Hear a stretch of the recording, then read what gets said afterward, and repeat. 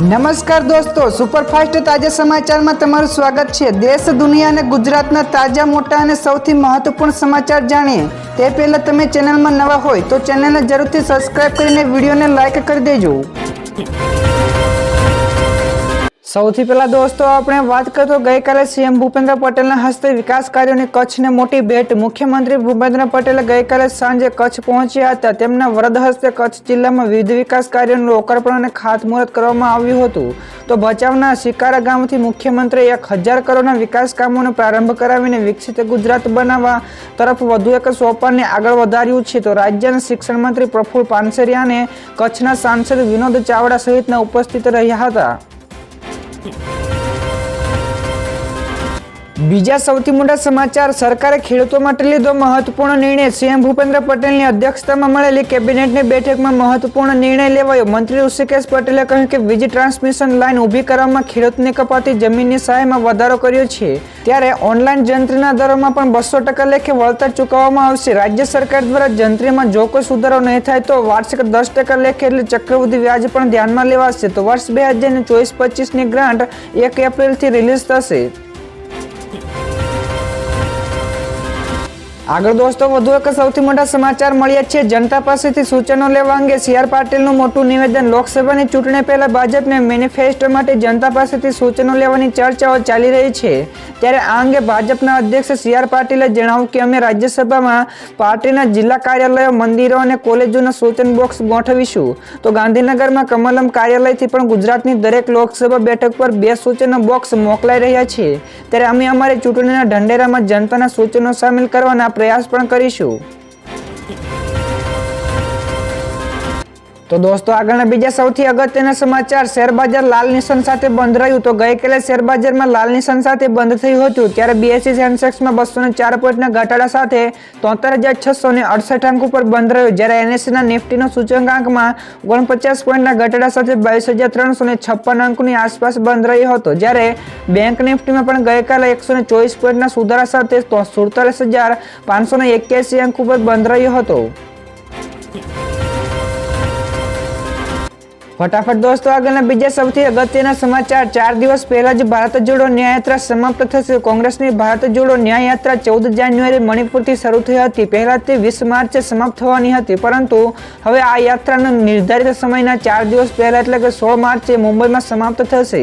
તો આ યાત્રા 62 દિવસ સુધી ચાલવાની છે। તો 17 માર્ચે વિપક્ષી પાર્ટીઓનું ઇન્ડિયા ગઠબંધનનું મુંબઈમાં રેલી કરવા જઈ રહ્યું છે, જેમાં ઇન્ડિયાના એલાયન્સના તમામ નેતાઓ ભાગ લેશે। ત્યારે ચૂંટણીને ધ્યાનમાં રાખીને રેલીનું આયોજન કરાયું છે। ત્યાર પછી બીજા સૌથી મહત્વપૂર્ણ સમાચાર, હિમવર્ષાને માવઠું થતા ખેડૂતોને ભારે નુકસાન। હવામાન વિભાગની આગાહીના માહોલ વચ્ચે દેશના અનેક રાજ્યોમાં વરસાદ વરસ્યો છે। ત્યારે જમ્મુ કાશ્મીરમાં પણ ભારે હિમવર્ષા થઈ રહી છે। ત્યારે યુપી અને બિહારમાં પણ ભારે પવન સાથે વરસાદ વરસ્યો।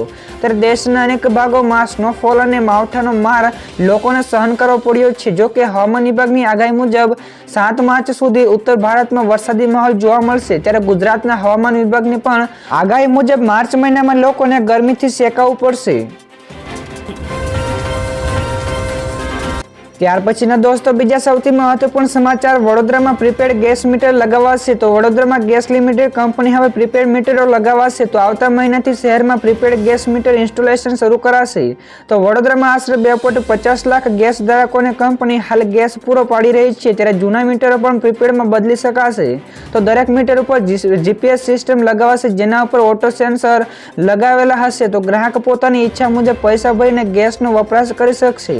તો સમય મર્યાદા પૂર્ણ થવા ઉપર ગ્રાહકોના મોબાઈલમાં મેસેજ આવશે। તો દોસ્તો આગળના બીજા સૌથી મોટા સમાચાર મળ્યા છે। ચીનમાં બનશે નવો રેકોર્ડ। ચીનની મેગવેલ ટ્રેનની ઝડપનો નવો રેકોર્ડ બનાવ્યો છે। ચાઇના એરોસ્પેસ એન્ડ ઇન્ડસ્ટ્રી કોર્પોરેશને જાણકારી આપી છે। તે અનુસાર મેગવેલ ટ્રેનનું ઓક્ટોબર 2023માં પરીક્ષણ થયું હતું, જેમાં આ ટ્રેને પ્રતિ કલાકે 623 કિલોમીટરની ઝડપ મેળવી હતી। તો આ ટ્રેન સુપર કન્ડક્ટિંગ ટેકનોલોજીથી ચાલે છે। તો નવા પરીક્ષણમાં ટ્રેનને પ્રતિ કલાકે 1000 કિલોમીટરની ઝડપથી દોડાવવાનો ટાર્ગેટ છે। જો આવું થાય તો ટ્રેનની ઝડપ મોટાભાગના પ્લેનની ઝડપ જેવી થશે। ત્યાર પછીના બીજા સૌથી અગત્યના સમાચાર 14 અને 15 માર્ચે થઈ શકે છે લોકસભાની ચૂંટણીની જાહેરાત. 14 કે 15 માર્ચે લોકસભાની ચૂંટણીની તારીખોની જાહેરાત થઈ શકે છે. તો પીએમ મોદીએ 13 માર્ચ સુધી વિવિધ રાજ્યના પ્રવાસે છે. તો અહીં તેઓ અનેક યોજનાઓનું ઉદ્ઘાટન અને શિલાન્યાસ કરશે. ત્યારે આ પછી ચૂંટણીની તારીખો જાહેર થશે એવું પણ અનુમાન લગાવવામાં આવી રહ્યું છે, કારણ કે ચૂંટણીની જાહેરાત થતાની સાથે જ આચારસંહિતા લાગુ થઈ જશે. તો આચારસંહિતા લાગુ થયા બાદ કોઈ પણ પ્રકારના વિકાસ કાર્યનું ઉદ્ઘાટન થઈ શકશે નહીં.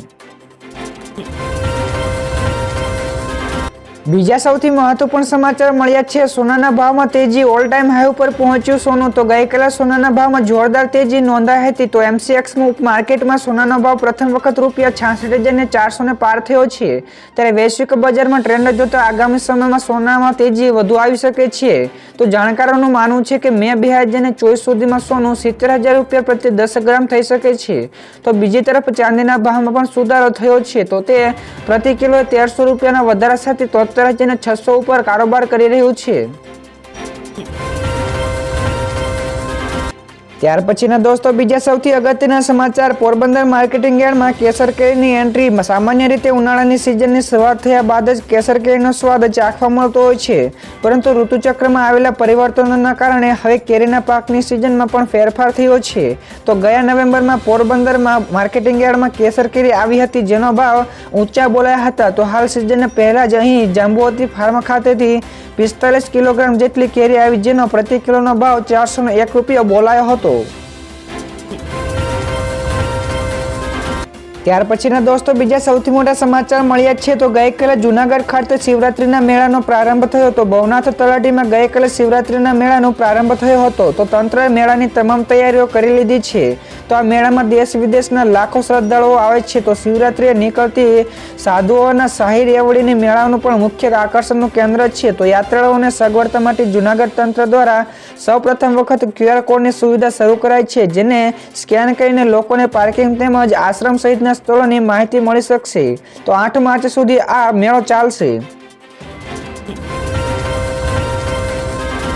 આગળ દોસ્તો વધુ એક સૌથી મોટા સમાચાર મળ્યા છે. ગૌણ સેવા પસંદગી મંડળે આ પરીક્ષા માટે લીધો મહત્વપૂર્ણ નિર્ણય. તો ગૌણ સેવા પસંદગી મંડળે CCEની પરીક્ષા માટે મહત્વપૂર્ણ નિર્ણય લીધો છે. જે મુજબ કેટલાક ઉમેદવારો માટે CCEની પરીક્ષા માટે અલગથી તારીખો જાહેર કરશે. જો પરીક્ષાની તારીખો ઉમેદવારોના લગ્ન, પ્રસૂતિ કે અન્ય કોઈપણ પ્રકારના કામોથી પરીક્ષા નહીં આપી શકે તો તે અલગ તારીખે પરીક્ષા આપી શકશે. જો કે આ માટે ઉમેદવારે 12 માર્ચ પહેલા સોગંદનામું રજૂ કરીને જે તે પુરાવા સાથે રજૂઆત કરવાની રહેશે. ત્યારબાદના દોસ્તો બીજા સૌથી અગત્યના સમાચાર. ભારતીય વિદેશ મંત્રીના વ્યવહારોથી રશિયા ખુશ થયું. ભારતીય વિદેશ મંત્રી એસ જયશંકરના પશ્ચિમી દેશો સાથેના વલણને લઈને રશિયાના વિદેશી મંત્રી ખુશ થયા છે. તો રશિયા પાસેથી ભારતના ક્રૂડ ખરીદવા ઉપર પશ્ચિમી દેશોએ ભારતને સલાહ આપી હતી, કે જે અંગે જયશંકરે તેમને પોતાના કામથી કામ રાખવા જણાવ્યું હતું. તેમના જવાબ રશિયાને ખૂબ ગમ્યો છે અને તેમણે જયશંકરની પ્રશંસા કરી છે. તો રશિયાના વિદેશ મંત્રીએ કહ્યું કે ભારત અને રશિયા હંમેશા તેમની મિત્રતાને મહત્વ આપે છે. આગળ દોસ્તો બીજા સૌથી મોટા સમાચાર સામે આવ્યા છે. સરકારે ખેડૂતો માટે લાવી આ મોટી યોજના. દેશમાં ખેડૂતો માટે સૌથી વધુ લોકપ્રિય KCC લોન બાદ કેન્દ્ર હવે બીજી મોટી યોજના લઈને આવ્યું છે. તેનું નામ છે કિસાન ઉપજ નીતિ. તો હવે તે વેરહાઉસમાં રખાયેલી ખેડૂતોની ઉપજ ઉપર ઉપલબ્ધ રહેશે. તો કેન્દ્રીય મંત્રી પિયુષ ગોયલે કહ્યું કે આ લોન યોજના હેઠળ ખેડૂતોને કોઈપણ પ્રકારની ગેરંટી વગર સરળતાથી 7% વ્યાજ દરે લોન મળશે. જો ખેડૂતોને કોઈ લોન લીધી હોય તો તે પણ વેરહાઉસ દ્વારા આપવામાં આવેલી રસીદના આધારે આ લોન લઈ શકાશે.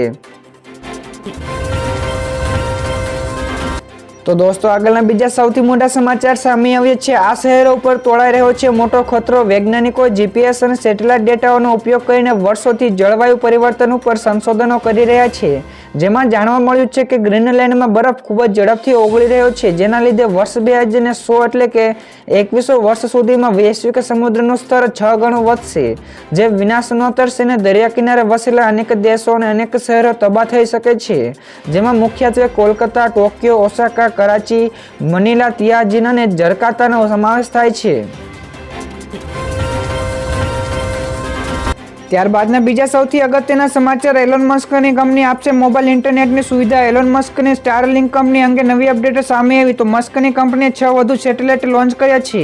તો તેની કંપનીનો નવો પ્રોજેક્ટ ડાયરેક્ટ ટુ સેલ છે. તે ઝીરો કનેક્ટિવિટી ધરાવતા વિસ્તારોમાં પણ મોબાઈલ ઇન્ટરનેટની સુવિધા સર્વિસો આપશે. તો 2025 સુધીમાં આ પ્રોજેક્ટ મોટા પાયે ઉપલબ્ધ બનાવવામાં આવશે. ત્યારે એલોન મસ્કે ગત બુધવારે તેમની એરોસ્પેસ ફર્મ સ્પેસએક્સના નેતૃત્વ હેઠળના સ્ટારલિંક મિશનની સફળતા અંગેની જાહેરાત કરી હતી.